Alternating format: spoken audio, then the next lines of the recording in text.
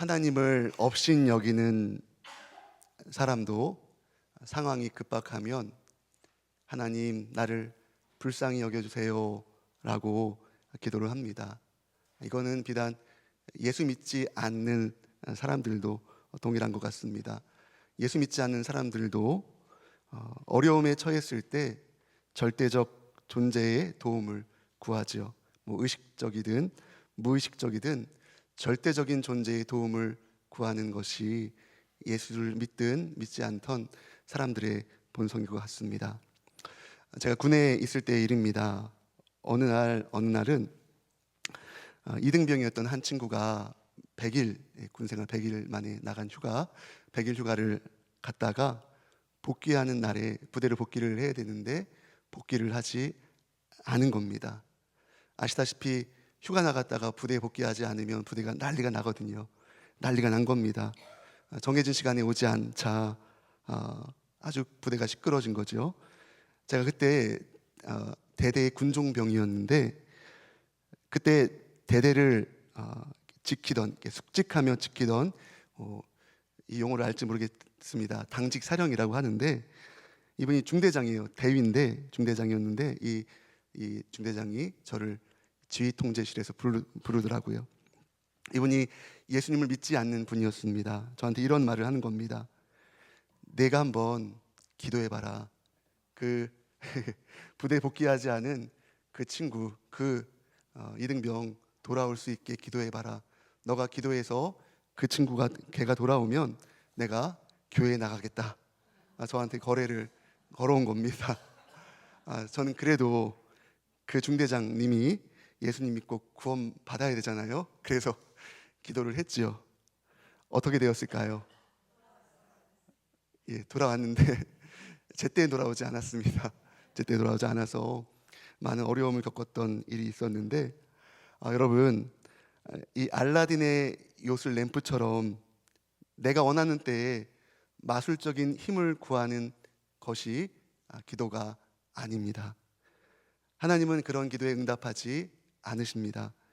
하나님은 우리가 문제를 해결하기 위해서 급할 때마다 불러낼 수 있는 그런 분이 아닙니다. 책을 읽다가 그리스어로 데우스 엑스 마키나란 그런 용어가 있다는 걸 알게 되었습니다. 데우스 엑스 마키나. 이 말이 기계 장치로서의 신이라는 의미를 갖고 있다고 합니다.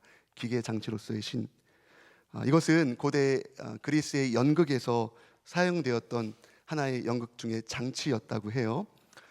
연극의 주인공이 공경에 빠진 겁니다. 근데 그 공경에서 위기에서 벗어날 수 없을 때 갑자기 등장해서 상황을 일거에 해결하는 장치를 이 데우스 엑스 마키나, 이걸 이렇게 일컫는다고 합니다. 우리도 살면서 어려운 일을 만날 때마다 우리는 이런 하나님의 등장을 고대합니다. 어떠신가요? 고대하고 기대하죠. 좋은 시절, 우리 인생에 잘 나가는 시절에는 하나님이 마치 안 계신 것처럼 마음대로 살다가 공경에 처하면 하나님께 절박하게 매달리는 것이 우리 연약한 인간의 모습이죠. 오늘 본문에 하나님을 향한 이스라엘의 모습도 동일합니다. 우리가 읽진 않았지만 오늘 읽었던 15장 전에 나오는 14장에 보면, 14장 마지막 부분에 보면 병든 곳을 치료받기 위해서 하나님께 이스라엘 백성들이 간구하는 것으로 14장이 마치게 되어지는데요. 예레미야 14장 19절에 보면 이렇게 말씀하고 있습니다. 이렇게 말씀합니다. 주께서 유다를 온전히 버리시나이까? 주의 심령이 시온을 싫어하시나이까? 어찌하여 우리를 치시고 치료하지 아니하시나이까? 우리가 평강을 바라도 좋은 것이 없고 치료받기를 기다리나 두려움만 보나이다. 이스라엘 백성들의 기도지요, 간구지요. 삶의 공경으로부터 자신들을 좀 구해달라는 겁니다. 자신들을 치료해달라는 겁니다. 자신들의 문제를 좀 해결해달라는 겁니다. 자, 그렇다면 여러분, 그렇게 이스라엘 백성들이 기도했다면 오늘 이어지는 본문에서 이에 대한 응답으로 하나님께서 치료하시겠다, 그들을 구원하시겠다라는 말씀이 나와야 함을 우리는 예상할 수 있습니다. 자, 그런데요, 그런 말씀은 나오지 않습니다.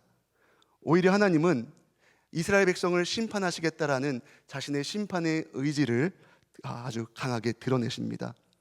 그 누구도 이스라엘을 향한 하나님의 심판을 돌이킬 수 없음을 하나님께서 말씀을 하십니다.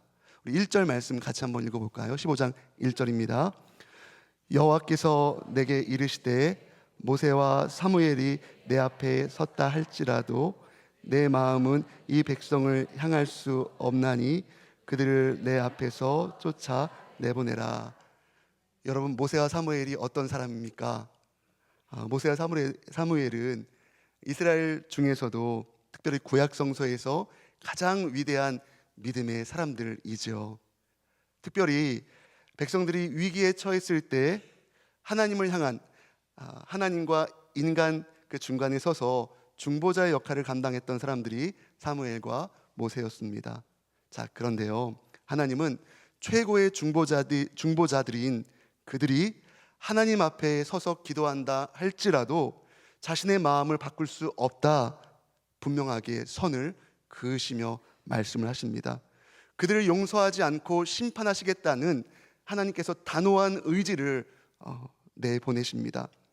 그만큼 하나님을 향한 배신감, 이 이스라엘 백성들의 이 배신감이 극에 달았다는 그러한 뜻이기도 한 거죠.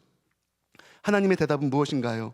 1절 후반부를 보실까요? 하나님께서 아주 강하게 명하십니다. 그들을 내 앞에서 쫓아 내보내라. 하나님의 단호한 대답을 들은 이스라엘 백성은 망연자실한 마음으로 하나님께 묻습니다. 2절을 보세요. 우리가 어디로 나아가리요? 이렇게 이스라엘이 물었을 때 예레미야 선지자는 그들에게 결코 긍정적으로 대답할 수 없었습니다. 왜냐하면 이스라엘의 선택지는 죽음, 칼, 기근, 포로, 이 네 가지였기 때문이었습니다. 그들은 전쟁의 참상에 마주해야 했기 때문이었습니다. 나아가 하나님께서는 그들을 네 가지로 벌하시겠다라고 말씀을 하시는데요, 3절 말씀 보실까요? 죽이는 칼과 찢는 개와 삼켜 멸하는 공중의 새와 땅의 짐승으로 멸하겠다, 그렇게 자신의 심판의 의지를 아주 명확하게 말씀을 하십니다. 무슨 말씀인가요? 죽이는 칼, 칼은 사람을 죽이죠. 그렇죠? 칼. 그러면 개가 그 죽은 시체를 뜯어 찢을 것입니다. 자, 그런 후에 어떻게 합니까? 새들과 짐승은 남은 사체를 처리하겠죠. 우리나라도 그렇지만 당시 고대 이 근동 문화에서 장례는 상당히 중요했습니다. 이 시신이 무덤에 묻히지 못하고 짐승의 먹이가 된다는 것은 최악의 형벌이었습니다. 하나님께서는 이스라엘에게 이 네 가지 벌밖에는 없다 선언하십니다. 그리고 그들을 이방 여러 나라로 흩으실 것을 말씀을 하십니다. 4절 끝부분을 보세요. 그들을 세계 여러 민족 가운데로 흩으리라. 이처럼 하나님께서는 하나님과 이스라엘 백성 중간에 모세와 사무엘이 그 중간에 서서 기도한다 할지라도 유다의 므낫세 왕처럼 자신을 떠나서 세상의 신 바알을 섬겼던 이스라엘을 심판하시겠다라는 하나님의 단호한 의지를 보여주고 있습니다. 정말 두렵고 참혹한 심판이 이스라엘에게 임할 것입니다. 자, 그런데요, 더욱 안타까운 것이 있습니다. 5절 말씀 같이 한번 읽어볼까요? 5절입니다.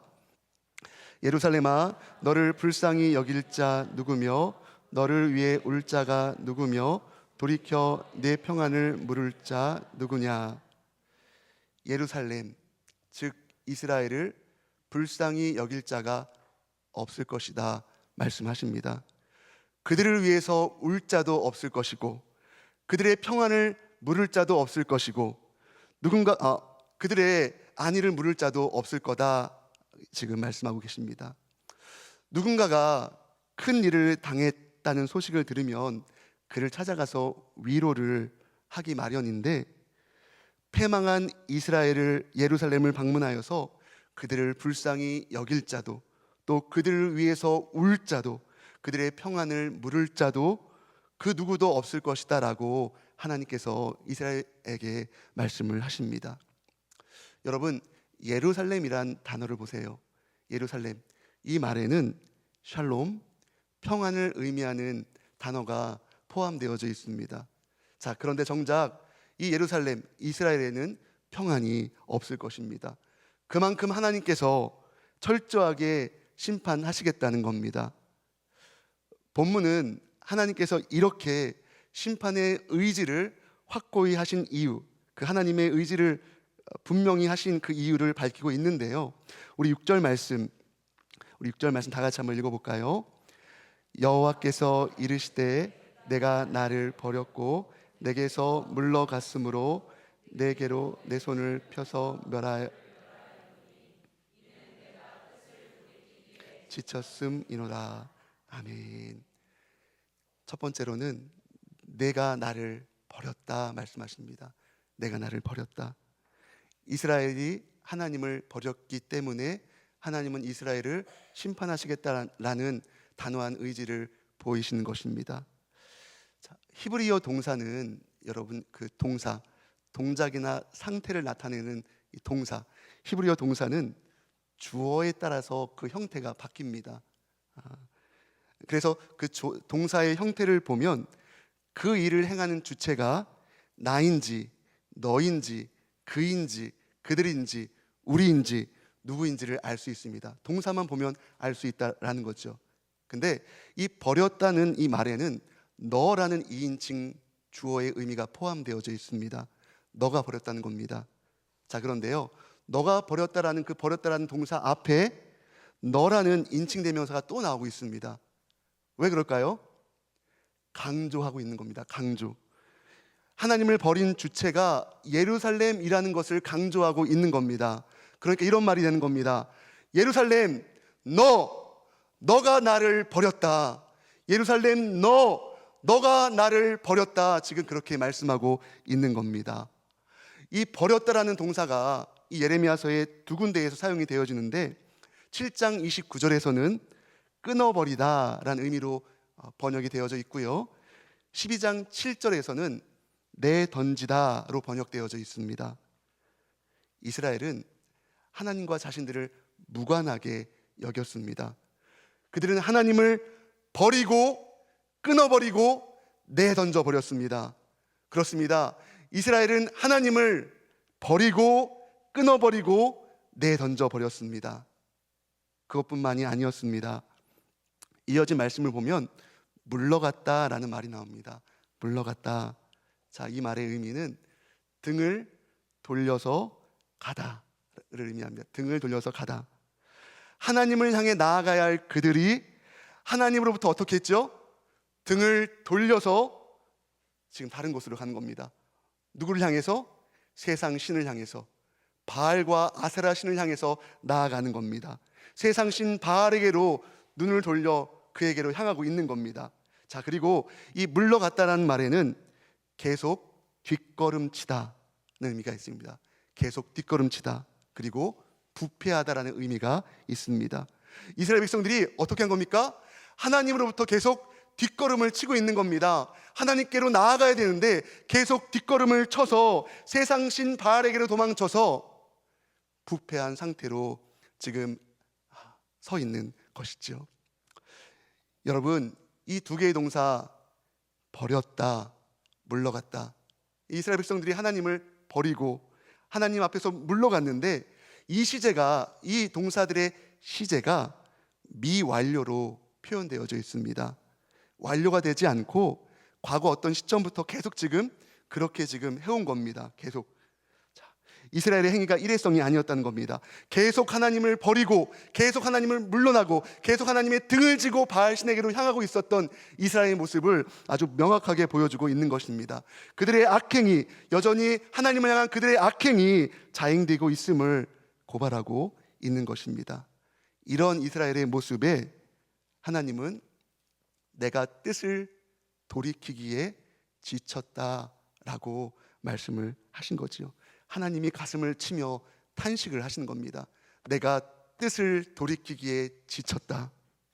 그래서 하나님은 이스라엘을 멸하시기로 작정하신 겁니다.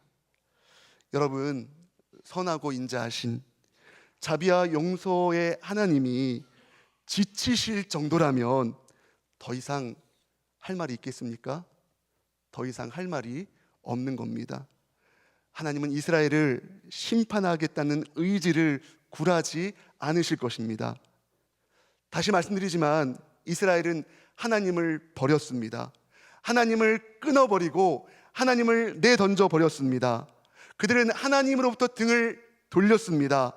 하나님으로부터 계속 뒷걸음질 쳐서 세상신 바알에게로 향했습니다. 여러분, 그렇다면 저와 여러분의 모습은 어떻습니까? 하나님 앞에 선 저와 여러분의 모습은 어떻습니까?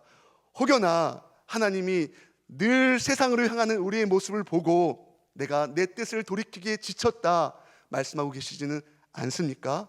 한번 우리 자신의 모습을 하나님 앞에서 돌아보았으면 좋겠습니다. 하나님 앞에서 우리의 모습, 하나님께서는 계속해서 슈브, 돌아오라, 돌아오라 계속 말씀하시는데 계속 뒷걸음치고 하나님으로부터 등을 돌려서 세상신을 향하는 우리의 모습은 아닌지 여러분 곰곰이 자신의 모습을 생각해 보시기를 바랍니다.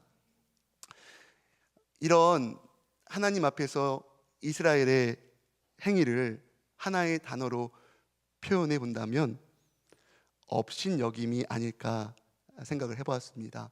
업신여김. 이스라엘은 하나님을 업신여겼습니다. 하나님을 업신여긴 그들을 하나님께서 짐승의 시체가 짐승의 밥이 되겠다라고 그렇게 말씀을 하십니다. 시대를 좀 거슬러 올라가서요, 사사시대까지 한번 올라가 볼까요? 하나님을 업신여기며 멸시했던 두 사람, 정확히 말한다면 세 사람이 있습니다. 사사시대 말기였는데 여러분이 잘 알고 있는 제사장 엘리와 그의 두 아들 누구죠? 홈니와 비나스. 성경은 그들의 죄가 하나님 앞에서 심히 크다고 말씀하고 있는데요, 그들이 어떤 죄를 저질렀습니까? 하나님께 제물로 드려야 할 그 제물을 자신들이 훔쳤죠. 또 어떤 죄를 저질렀습니까? 수종드는 성전에서 수종드는 성소에서 수종드는 여인들과 동침하는 성적인 범죄를 저질렀습니다. 이스라엘 백성들을 영적으로 이끌어야 될 영적인 지도자들이 이러한 더러운 죄악 가운데 있었던 것이었습니다. 자, 그런데요, 그들의 아버지는 이 홈니와 비나스 이 두 아들을 꾸짖지 않지요. 엘리 제사장은 하나님보다 두 아들을 더 소중하게, 더 귀하게 여겼습니다. 공범자인 거죠. 하나님께서는 이렇게 하나님을 업신여긴 엘리와 두 아들, 엘리 가문을 멸하시겠다라고 말씀을 하시죠. 사무엘상 2장 30절 말씀을 보시면 이렇게 말씀하십니다. 그러므로 이스라엘의 하나님 나 여호와가 말하노라, 내가 전에 내 집과 내 조상의 집이 내 앞에 영원히 행하리라 하였으나 이제 나 여호와가 말하노니 결단코 그렇게 하지 아니하리라. 나를 존중히 여기는 자를 내가 존중히 여기고 나를 멸시하는 자를 내가 경멸하리라. 참 중요한 말씀이 나옵니다. 나를 존중히 여기는 자를 내가 존중히 여기고 나를 멸시한 자를 내가 경멸하리라. 하나님을 업신여기며 하나님을 멸시했던 엘리 제사장과 홈니와 비느하스를 심판하시겠다 말씀하시죠. 결국 그들은 하루아침에 죽게 되어지죠. 자, 그런데 여러분, 하나님을 존중했던 사무엘은 어떤가요? 하나님이 그와 함께 하셔서 그의 말이 하나도 땅에 떨어지지 않는 충실한 하나님의 제사장, 하나님의 사람으로 세워주십니다. 자, 더 시간이 지납니다. 더 시간이 지나서 다시 이제 앞으로 갑니다. 더 시간이 저 앞으로 미래로 가는데 사사시대를 지나 왕정시대, 왕정시대를 지나 바벨론 포로시대, 포로시대를 지나 포로 귀환시대입니다. 포로 귀환시대 때 하나님께서 말라기 선지자를 통해서 말씀하시는데 하나님을 경외하는 자, 곧 하나님을 존중하는 자에 대한 약속의 말씀을 주십니다. 말라기 3장 16절 17절 말씀인데요, 제가 한번 읽어보겠습니다. 그때 여호와를 경외한 자들이 피차에 말하매 여호와께서 그것을 분명히 들으시고 여호와를 경외하는 자와 그 이름을 존중히 여기는 자를 위하여 여호와 앞에 있는 기념책에 기록하였느니라. 만군의 여호와가 이르노라. 내가 정한 날에 그들을 나의 특별한 소유로 삼을 것이요 또 사람이 자기를 섬기는 아들을 아낌같이 내가 그들을 아끼리니. 뭐라고 말씀하십니까? 하나님을 경외하는 자, 하나님을 존중하는 이들을 하나님 앞에 있는 기념책에 기록하시겠다 말씀을 하십니다. 그렇게 약속하십니다. 그리고 아버지가 자신을 섬기는 아들을 소중히 여긴 같이 하나님께서 그렇게 하나님을 경외하는 이들, 하나님을 존중하는 이들을 특별한 소유로 삼으시겠다라고 말씀하십니다. 어떤 영어 성경에 보니까 이 특별한 소유를 스페셜 트레저, 특별한 보물들이라고 표현을 하고 있더라고요. 하나님을 경외하고 하나님을 존중하는 자를 특별한 보물로 삼겠다라고 하나님께서 약속하고 계십니다. 사랑하는 여러분, 우리가 또 이제 남은 한 주간을 살아가는데요, 여러분의 삶의 자리에서 먹든지 마시든지 무엇을 하든지 또 누구를 만나든지 여러분의 말과 행실로 하나님을 존중히 여기는 삶을 살아가시기를 바랍니다. 자, 나아가 사도 바울이 이 갈라디아 교회에 보내는 편지에서 하나님을 존중히 여기는 삶은 성령 안에서 선을 행하는 삶이다라고 그렇게 이야기를 하고 있는데요, 갈라디아서 6장 7절 말씀을 보면 이렇게 말씀하고 있습니다. 스스로 속이지 말라. 하나님은 만홀히 여김을 받지 아니하시나니 사람이 무엇으로 심든지 그대로 거두리라. 자기의 육체를 위하여 심는 자는 육체로부터 썩어질 것을 거두고 성령을 위하여 심는 자는 성령으로부터 영생을 거두리라. 우리가 선을 행하되 낙심하지 말지니 피곤하지 아니하면 때가 이름에 거두리라. 그러므로 우리가 기회 있는 대로 모든 이에게 착한 일을 하되 더욱 믿음의 가정들에게 할지니라. 사랑하는 여러분, 우리가 남은 한 주간 살아갈 때 우리의 삶의 아주 작은 부분들, 우리의 삶의 아주 작은 구석구석, 남에게 보이지 않는 삶의 부분들까지도 또 누구도 모르는 우리의 생각조차도 하나님을 존중하는 마음으로 채우시기를 바랍니다. 내가 인지할 수 없는, 내가 인지할 수 있는 내 의식과 내가 인식하지 못하는 내 무의식까지도 하나님을 존중하는 마음으로 채우시기를 바랍니다. 자, 그렇다면 마지막 한 가지만 더 말씀드리고 말씀을 마치겠는데요, 하나님을 존중히 여기는 삶을 살려면 우리는 무엇에 힘써야 할까요? 첫 번째는 기도입니다. 아주 본질적인 이야기이죠. 필립 얀시가 이런 이야기를 했습니다. 기도는 잠시의 망설임도 없이 저는 그저 인간이고 당신은 하나님이십니다 라는 고백입니다. 여러분, 기도에 힘쓰십시오. 기도는 나의 소원을 간구하는 것 이전에 기도는 저는 그저 연약한 인간이고 당신은 하나님입니다 고백하는 신앙 고백 행위입니다. 기도를 통해서, 그와 같은 기도를 통해서 하나님의 하나님 되심을 인정하시기를 바랍니다. 그와 같은 기도를 통해서 하나님을 존중하고 경외하는 삶을 살아가시기를 바랍니다. 두 번째로는 성경입니다. 참 감사하게도 하나님께서는 우리에게 하나님의 뜻을 알려주셨습니다. 하나님께서 창조한 인생이 어떻게 살아가야 할지에 대해서 분명히 우리에게 알려주셨습니다. 자, 그렇죠. 기록된 하나님의 말씀, 성경을 우리에게 주셨습니다. 여러분, 여러분의 인생의 최고의 가치로 계시된 하나님의 말씀을 삼으시기를 바랍니다. 주의 말씀은 내 발의 등이요 내 길의 빛이십니다. 하나님의 통치는 다른 말로 하면 말씀의 통치입니다. 여러분, 말씀의 통치를 받기 받으시기를 바랍니다. 여러분 삶 가운데 하나님의 말씀이 일하시게 하시기를 바랍니다. 주님이 말씀하시면 나아가고 주님의 뜻이 아니면 멈춰서는 정말 여러분의 삶, 저와 여러분의 삶이 주님 존중하는 삶을 살기 위해서 성경을 늘 가까이 하시기를 바랍니다. 자, 세 번째로는 우리가 아까 찬양 불렀죠. 성령님이십니다. 하나님의 마음을 가장 잘 아는 분이 누구실까요? 예, 하나님의 영이신 성령 하나님이십니다. 자, 그러므로 우리가 하나님을 존중하기 위해서는 하나님을 알아야겠지요. 하나님이 어떤 분인지 알아야 되는데 그 하나님을 알려면 하나님을 가장 잘 아는 누구요? 성령님을 우리가 의지해야 하는 겁니다. 여러분, 우리는 한시도 성령님의 도움이 없이는 살아갈 수가 없습니다. 한순간도 성령님을 의지하지 않고는 우리는 세상의 작은 유혹에 넘어질 수밖에 없는 연약한 존재입니다. 늘 성령의 충만함을 구하십시오. 성령님과 한 걸음 한 걸음 모든 걸음을 동행하십시오. 여러분의 삶에 성령님의 임재를 구하십시오. 성령님, 내가 지금 이곳 이 자리 이 일터에서 일하고 있는데 성령님 임재하여 주옵소서. 성령님, 제가 지금 버스를 타고 지금 친구를 만나러 가고 있는데 이 버스 가운데 내가 있는 이곳 가운데 임재하여 주옵소서.